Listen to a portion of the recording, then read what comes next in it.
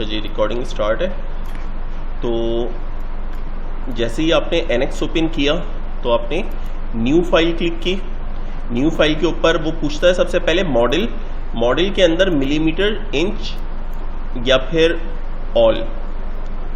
उसके अलावा और बहुत सारे मॉड्यूल्स हैं जो कि यहीं पे मौजूद हैं कि ड्राफ्टिंग, लेआउट, सिमुलेशन आपने किस मॉड्यूल के अंदर ऑटोमेटिकली ओपन होना है। मैन्युफैक्चरिंग हो गई या ship structure, line designer, press line, ship journal, mechatronics, inspection, multi access, deposition और मॉडल। तो क्योंकि अभी आप लोगों का जो कोर्स है वो इन दो चीज़ों के दरमियान में रहेगा, मैन्युफैक्चरिंग, मॉडल और एडिटिव मैन्युफैक्चरिंग। जो एडिटिव मैन्युफैक्चरिंग भी बल्कि कैट कैम डिजिटल मैन्युफैक्चरिंग वालों का होगा तो होगा। आप लोगों का मॉडल और मैन्युफैक्चरिंग के गिर टोटल सेशन चलना है।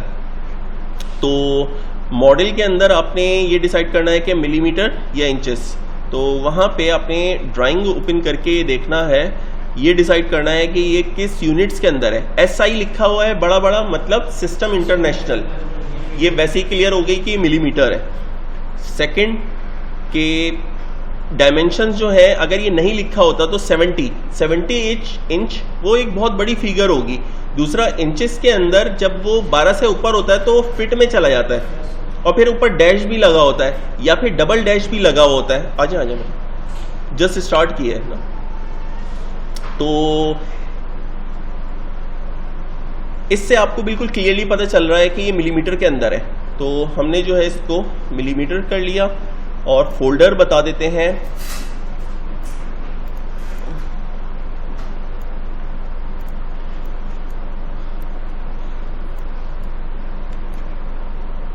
ई ड्राइव में जगह है अवेश जी, इसमें नेपटेक फोल्डर बना के उसी में ही फिर मॉडल्स करते रहेंगे। नेपटेक एंटर कर दिया, ओके कर दिया। यहाँ पे जो हम मॉडल बनाने लगे उसका नाम क्या है? क्लैंप।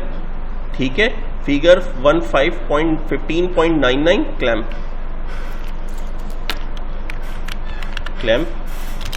1599।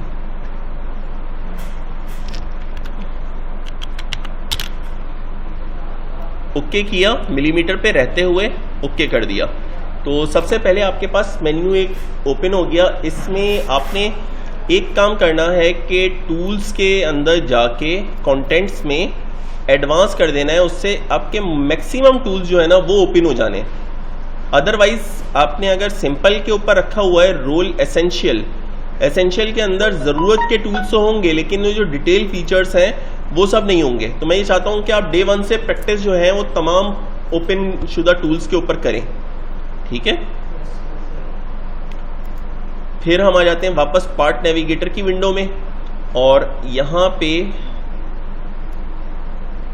रहते हुए फिगर ओपन कर लेते हैं कि हमने इसको बनाना है। इसकी एक अप्रोच तो ये होगी कि हम इसको सामने से अगर देखें तो एज इट इज़ ड्रॉ करें और एक्सट्रूड कर दें। कितने मिलीमीटर इसकी विड्थ है ये लिखी हुई है, ठीक है।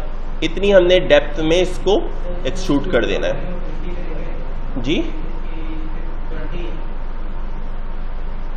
सही है। तो सबसे पीछे क्लियर हो रही है बात? इसको कैसे बनाएंगे? ये जो है इसको एज इट इज स्केच करेंगे और पीछे की तरफ एक्सट्रूड कर देंगे।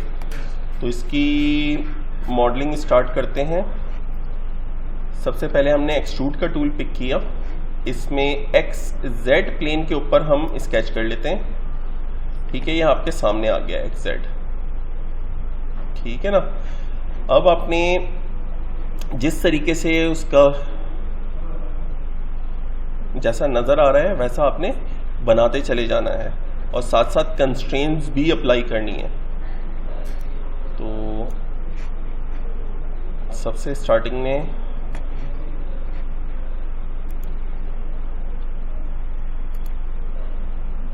$95 ऊपर एक सर्किल है, तो सर्किल के ऑप्शन को पिक करा।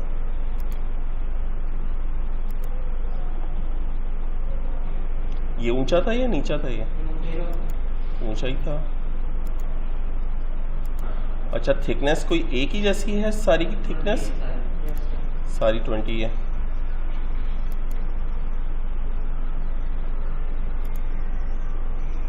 किचन में से आवाज आ रही है,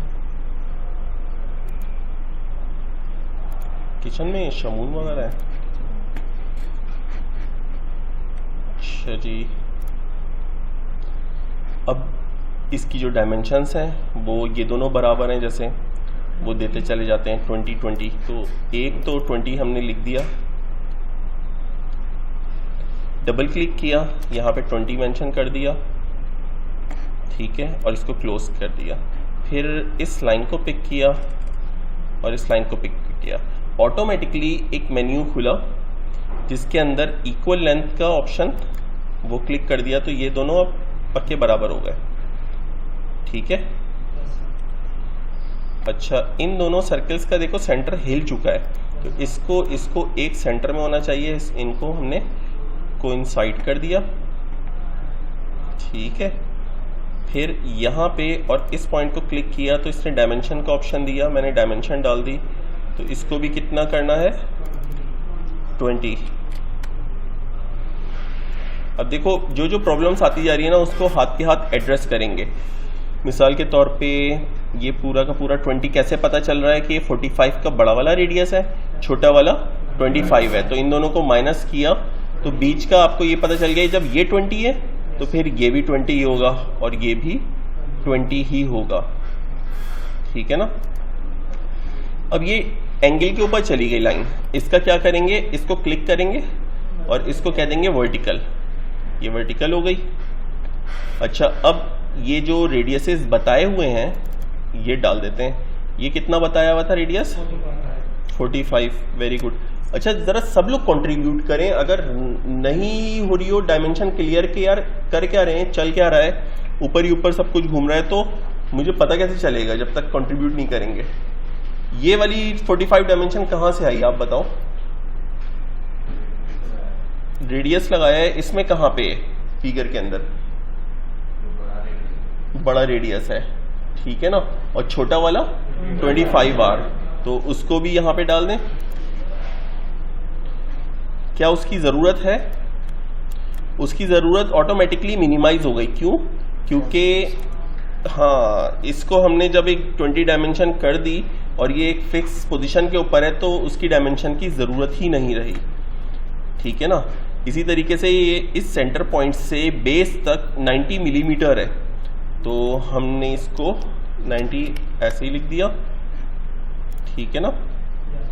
अच्छा, अब इसकी चौड़ाई और इसकी ये सेम ही होगी, ये जिससे मैं पूछूं सिर्फ वो बताएगा कि इस कॉर्नर से यहां तक और इसके बाद टोटल यानी इस कॉर्नर से एंड तक कितनी डायमेंशन बनेगी। सब लोग सोच लें क्या होगी इसकी डायमेंशन, इससे कुछ वो बता दो ना, इसको क्लियर तो है।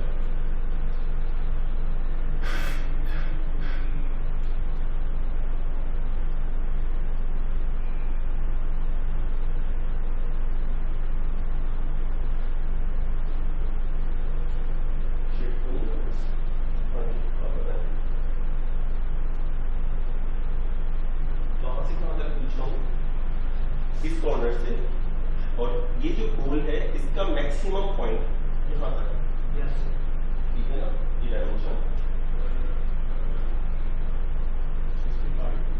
अच्छा, 55 लॉजिक होनी चाहिए, कोई ना कोई लॉजिक मुझे बताएं कैसे, यहां से यहां कितनी है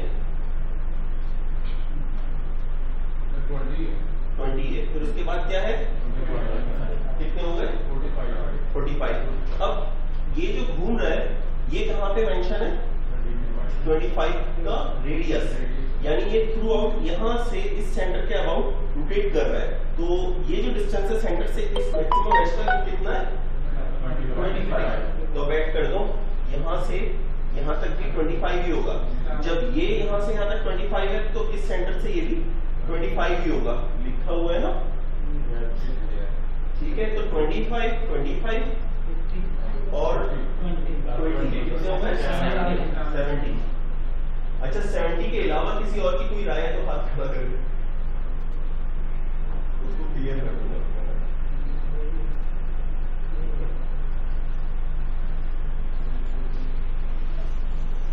क्लियर होगी?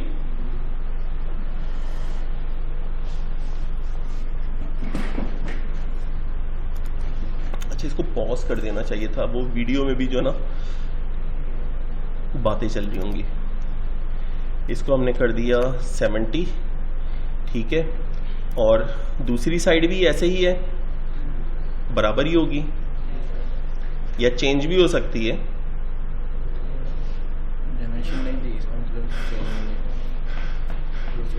डायमेंशन नहीं दी तो यहाँ से यहाँ तक इसने 140 दी है, तो ये 70 है, सेम है, सेम है, बिल्कुल सेम है। अच्छा सेम के लिए क्या करते हैं भाई, इस लाइन को क्लिक किया, इस लाइन को क्लिक किया, हाँ जी हाँ जी, देखो ये सेंटर से 70 है यहाँ तक, और इधर भी देखो कौन सा 25 ऐड हुआ है, वो निकालना 25 निकालना भी जो है। अच्छा ये लाइन और ये लाइन इस हिसाब से बराबर होनी चाहिए। आपने दोनों लाइनों को, एक को क्लिक किया, इधर क्लिक किया तो इक्वल लेंथ का ऑप्शन आ गया। अब वो अगर एंगल में जा रही है तो उसको क्लिक करके आपने सिर्फ वर्टिकल कर देना है, ठीक हो गया। अच्छा इक्वल का साइन आ गया ये, और इसके नीचे एक और साइन है हॉरिजॉन्टल का। थोड़ी देर जैसे ही आप रोक के रखते हो ना तो ये पिक कर लेता है, वरना ये जो 3 नुक्ते अपीयर हुए हैं 3 डॉट्स, इसको क्लिक कर दिया तो भी आप इसको सिलेक्ट कर सकते हो। जैसे मिसाल के तौर पे मैंने हॉरिजॉन्टल को क्लिक किया और डिलीट दबा दिया, तो अब ये हॉरिजॉन्टल जो है फिक्स नहीं रही, अब मैं इसको हिला जुला सकता हूँ, ठीक है ना। तो मैंने इसको क्लिक किया, हॉरिजॉन्टल कर दिया, ठीक है ना। या अब ये इक्वल है तो इक्वल के ऊपर साइन पे जैसे ही मैं लेके गया तो हाईलाइट हो गई कि ये किस किस के बराबर है। या इस लाइन को मैंने जैसे ही इसके करीब लेके आया तो दूसरी वाली लाइन आपको ये बता रही है कि ये और ये दोनों इक्वल है, ठीक है ना। अच्छा हम एक काम करते हैं, इस पॉइंट को इस लाइन के ऊपर फिक्स करा देते हैं और इस पॉइंट को इधर भी फिक्स करा देते हैं।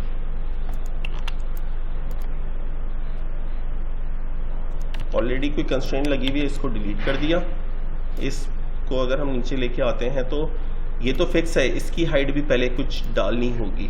वो कितनी है, यहाँ से इधर तक 32। तो ये डायमेंशन डालने का क्या तरीका है, एक ये डॉट ले लिया, एक इस लाइन को क्लिक कर दिया, यहाँ पे ये डायमेंशन अप्लाई हो गई, ठीक है ना। कितनी थी भाई ये, वेरी गुड, एंटर कर दिया, फिक्स हो गई है। अब मैं अगर मॉडल को ऊपर नीचे कर रहा हूं तो ये हर तरफ मूव हो रहा है। अच्छा एक डायमेंशन अभी भी अपनी मर्जी की है, ये वो कौन सी है कि ये जो ऊपर नीचे की जा रही है, बाकी सब कुछ फिक्स हो चुका है। तो इस पॉइंट को भी हम यहाँ पे फिक्स कर दें, ठीक है ना। तो अब ये कंप्लीट जो स्केच है वो आपका 2 डायमेंशनल स्केच रेडी है। अच्छा एक बटन यहाँ पे मुझे कम नज़र आ रहा है, इसके आइकॉन्स छोटे भी हो सकते हैं कस्टमाइज में जाके, तो टूल्स सारे नज़र आने लगेंगे। टूल बार, रिबन बार के टूल्स जो हैं वो नॉर्मल ही रखे हुए हैं, स्मॉल।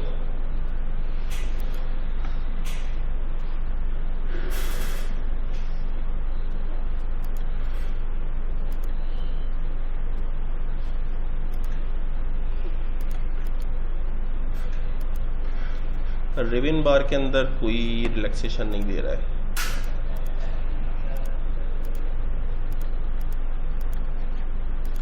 टूल ज्यादा नजर आएंगे। स्मॉल पे भी आइकॉन तो पता चल रहा है ना आप लोगों को,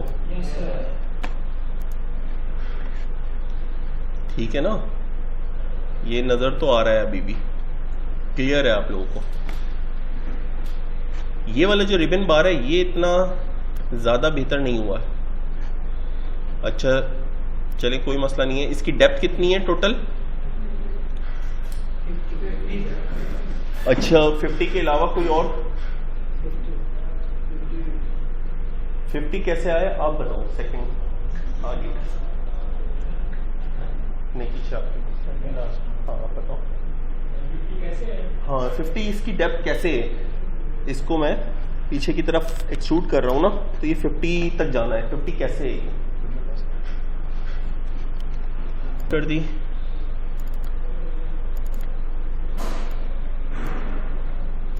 इसको कर दिया हमने 50 मिलीमीटर, इन्फर्ट की जगह कर दिया नन और ओके। ठीक है, कुछ कुछ शक्ल बन गई है। इसमें एक कंप्लीट रेडियस है जो कि 25 आर का है। तो आपने एज ब्लेंड की कमांड को पिक किया, यहाँ पे आपने वैल्यू दे दी 25, एंटर। तो एजेस बता दी एक ये तो एक ये, ठीक है, अप्लाई। इसी तरीके से एक ये रोटेट किया, माउस व्हील को दबा के रखा और उसको रोटेट कर दिया। देन फिर इस एज को क्लिक कर दिया और इसको कर दिया ओके। ठीक है, होम का बटन और एंड का बटन दबाते हैं तो ये इस तरीके से आपको आइसोमेट्रिक और ट्राइमेट्रिक व्यू के अंदर स्विप करता है ना, होम या फिर एंड। सही है। अब जो करीब तरीन व्यू है, अगर मैं F8 दबाता हूं वो सामने आ जाएगा। मैंने ये करीब तरीन व्यू रखा, इस पे F8 दबाया, ये सामने आ गया। इसी तरीके से करीब तरीन व्यू ये रखा, F8 दबाया, सामने आ गया। सिमिलरली आपने राइट क्लिक किया, राइट क्लिक दबा के रखा, ठीक है ना, और इसको शेडेड कर दिया या फिर इसको ट्रू शेडिंग में लेके चले गए। ट्रू शेडिंग के अंदर थोड़ी सी ग्राफिक्स की कैपेसिटी आपकी ज़्यादा हो तो फिर वो करता है। हो सकता है कि इसकी कंप्यूटर में ग्राफिक्स इतने ज़्यादा नहीं है, उसमें क्या करेगा, थोड़ा सा शाइनी सा कर देगा इसको, पार्ट को ना। वो अभी शेड लेके आने की वजह से इसको थोड़ा सा टाइम लगा है। साथ साथ इसने एक और भी काम किया, इसको पर्सपेक्टिव में चेंज किया है, हल्का सा इसका व्यू पर्सपेक्टिव कर दिया। पर्सपेक्टिव आप लोगों को लास्ट टाइम मैंने सब बड़ी डिटेल में स्केच कर करके बताया था, याद है। एक आइसोमेट्रिक व्यू है यार 3D में, एक ट्राइमेट्रिक है, दूसरा ऑब्लिक व्यू है, और फिर एक कौन सा है, पर्सपेक्टिव व्यू है। हाँ आ जाओ। ये सब जब आएंगे ना इंस्पेक्शन के लिए तो वो पूछ सकते हैं, और फिर आप लोग ऐसे बिल्कुल हैरानकुन तरीके से बैठे होगे ना, वो ठीक नहीं है। अच्छा, राइट क्लिक किया, वापस ओरिजिनल पोजीशन के ऊपर आ गए। अब इसमें थोड़ा सा भी रिपीट कर लेके आइसोमेट्रिक और ऑब्लिक व्यू। इसी तरीके से कौन सा है तीसरा, पर्सपेक्टिव व्यू, ठीक है। इसमें और क्या रह गया है, 2 अदद होल्स हैं जो कि कितने डाया के हैं, 220 डाया के 2 होल्स। सही है, हमने डायरेक्ट होल की कमांड पिक की और यहाँ पे हमें जर्नल होल ही करना है, कोई थ्रेडेड या ड्रिल साइज या होल सीरीज वाला नहीं करना है। तो जर्नल ड्रिल में 20 का आपने डाया लिखा और यहाँ पे करीब गए तो पॉइंट उसने शो किया, आपने फौरन दबा दिया, ठीक है ना। अगर ये आपकी जो डेप्थ है ये एक सर्टेन डेप्थ कम होती तो आप थ्रू बॉडी कर दोगे, ये इसमें से थ्रू हो जाएगा। ओके कर दिया तो अगेन ये आइसोमेट्रिक और ट्राइमेट्रिक के अंदर मूव कर रहा है। कोऑर्डिनेट सिस्टम को राइट क्लिक करके हाइड कर दिया। तो उम्मीद है ये तस्वीर जो है सेम लग रही है। नहीं, इसमें अभी एक कमी है। क्या कमी है भाई? Very good very good. क्या एजेस के अंदर क्या मसला है? एक मिनट तार देख के ना, चलो बैठ जाओ। एजेस में क्या मसला है? बिल्कुल, उसको कहते क्या है? रेडियस को। एज ब्लेंड तो कमांड हो गई, वैसे क्या नाम है? फिलेट। सही है। अगर कॉर्नर को मैं ऐसे ही कट कर दूं, फाइल लगा दूं, शैम्फर डाल दूं, तो उसको कहते हैं शैम्फर, ठीक है ना। शैम्फर का नाम तो शैम्फर ही होगा ना। एज ब्लेंड कितने रेडियस का कहा हुआ है? 6। इसको क्लिक किया, 6 की डायमेंशन यहां दी। इसी तरीके से बैक साइड के ऊपर और कहां पे है? इसमें फुल बॉडी नहीं है, बेस नहीं है। बेस के अलावा, बेस तो सीधी सीधी है ना, ये वाली भी होगी, ठीक है। बेस क्यों सीधी है? आमतौर पे कास्टिंग हुआ हुआ ऐसा पार्ट होता है, कास्ट होने के बाद आप इसको सीधा बस फेस किया, यहाँ पे फेस किया, ऊपर से ड्रिल मार दिया, अभी एक ब्रैकेट कंप्लीट हो गया, ठीक है ना।